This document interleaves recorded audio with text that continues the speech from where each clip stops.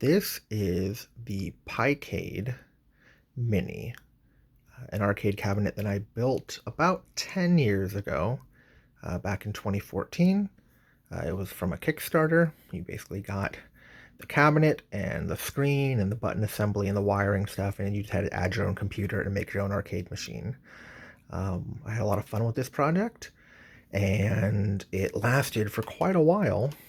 I took it to my office. People would play arcade games on it. It was a lot of fun, but it is 10 years old and has spent a lot of time since then just kind of put away in a cabinet. So I thought I'd bring it back out, see how it looks, see that it still works, and think about upgrading it now that 10 years have passed and the Raspberry Pi scene and everything has advanced so much since I first built this.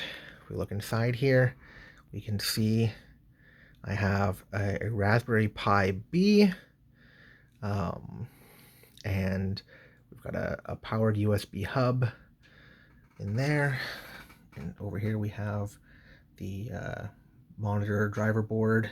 Underneath you can see the Picade controller board that connects via USB over here to the USB hub. So I'm gonna go ahead and close this up and let's see how it works. Right, so I installed a power jack and a power switch here, so I'm just gonna go ahead and turn it on. And let's see what we get. Yep, still works. Just the way I left it, with some version of RetroPie from 10 years ago. I don't even remember. I specifically built this to be more of an appliance. While it does have exposed jacks for Ethernet and USB to plug in extra things, I meant this to be a standalone unit that would never need to be updated or tinkered with. It was just turn it on and play some games. So we see here we've got a whole bunch of stuff. This is a very old version of Emulation Station. I have no art or anything. It's just running these lists for all these mostly console games. It does have, let's see here, we do have a variety of games for console, and somewhere in here is, did I pass it?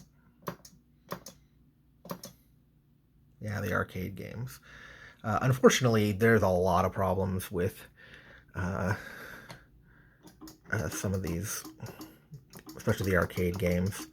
It really worked better for console games with this Raspberry Pi.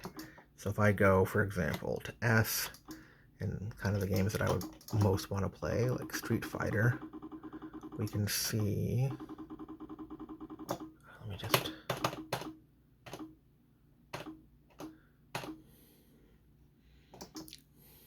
if I grab Street Fighter 2, sure. And you can see it's got a million unorganized ROMs on here. It's not the best navigation experience, but this is what we had 10 years ago. So you see it starts up just fine, but if I go ahead and add some coins, we'll see in a second. Go ahead and start. And some of the buttons are a little flaky, but you can see it's not filling the screen, and I think even if I get closer and try to play it, I've got some flaky buttons, I've got buttons that aren't responding, so over time, sounds fine, but I think there might even be some emulation slowdown. So not great for arcade games, but which is what I wanted it. At the time, I wanted it to run everything. But I think, yeah, and then I have the button on the side to quickly exit anything. So it still works. It's just a little rough around the edges. And my plan is to restore this upgrade it and make it something a little more focused, a little more dedicated. Instead of dumping every ROM on the planet on it, I think I want to make a very curated arcade machine.